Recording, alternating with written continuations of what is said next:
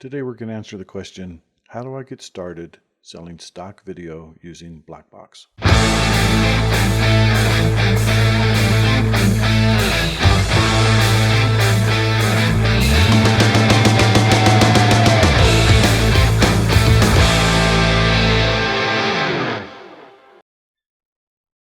Hello everyone, we're going to talk a little bit more about being a stock video creator and some steps that you can take to get that done. First thing I'm going to do is point you in the direction of Jevin Dovey, who has made some videos on how to get started using Blackbox, how to sign in or sign up, and also some tips along the way. So I'll put this link. He's got an 8-video playlist that will really help you out, and there's no point in me trying to duplicate what he's already made, except for a few updates in how you do it.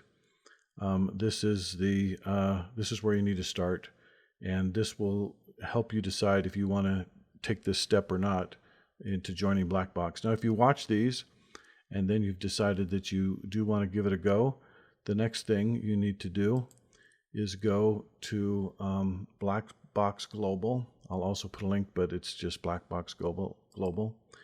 You need to go to their website and you need to register.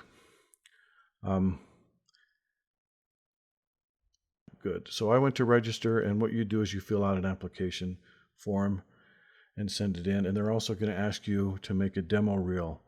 Now, I didn't have to do this. Blackbox is much bigger than it was when I got started. When I started with Blackbox, there was no requirement to make a demo reel. But if I were to make one to turn in now to highlight my work, this is the kind of demo reel that I would turn in. A series of 10-second clips, or even 5 to 15 seconds. Put those clips into a 1 to 2 minute reel that shows diversity. Don't put 10 clips of the same thing. Do different types of things. If you do drone video, then don't do drone video of the same place. Do it, some urban shots, some sunset shots, mountain. Get your best, put your best foot forward and do a nice demo reel. Again, I didn't have to do this, and I've not seen examples of other people's demo reels, but I don't think this is a difficult step, although I don't have any firsthand, frankly, knowledge of it. Now, once you sign up for Blackbox, the next thing you should do, I'll show you on here, is join a Facebook group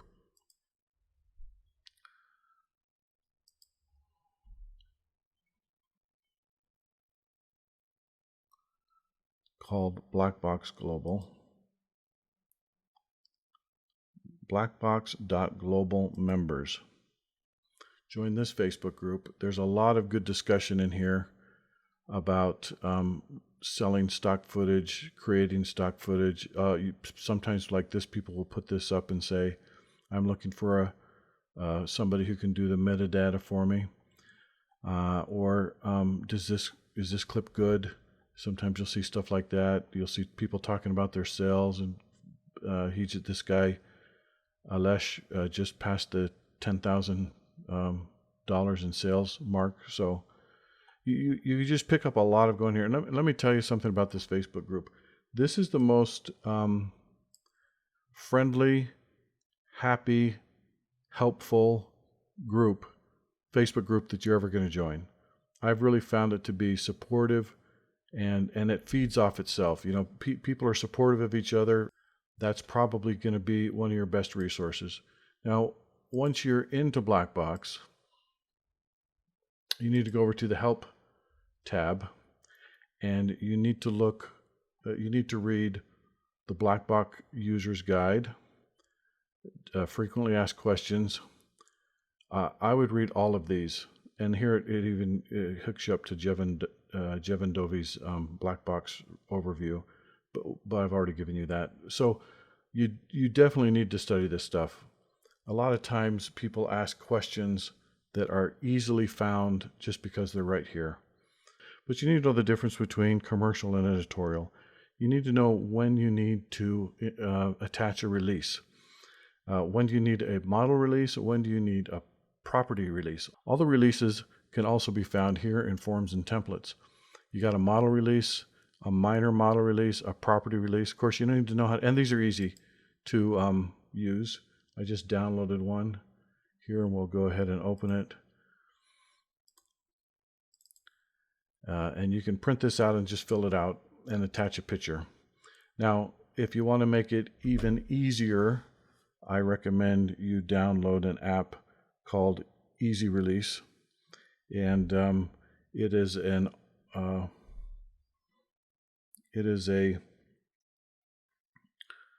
phone or tablet release that any agency will take, and it just makes it easier to fill in. And then you can use your smartphone to not only fill it out and sign it on the spot, but you can also take a picture of the person that automatically attach, or a picture of the property.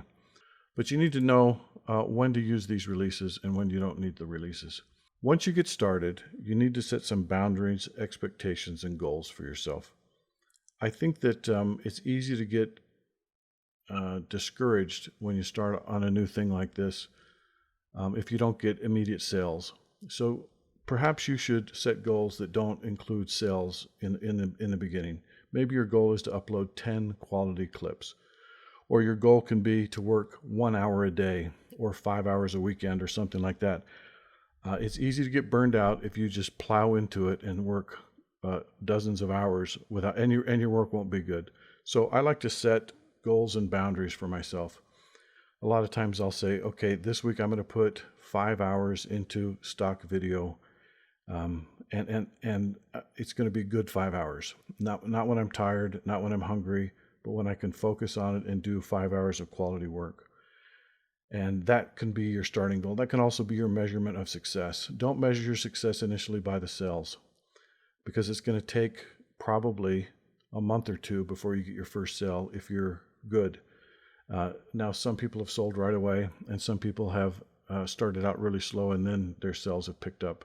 That's kind of my trajectory, in part because my early clips were not just very good quality. So let me summarize. You need to do some research. You need to get signed up. You need to make a demo reel. When you get in, you need to study all the guidelines, and then you need to know how to use releases, and then you need to set yourself boundaries, expectations, and goals.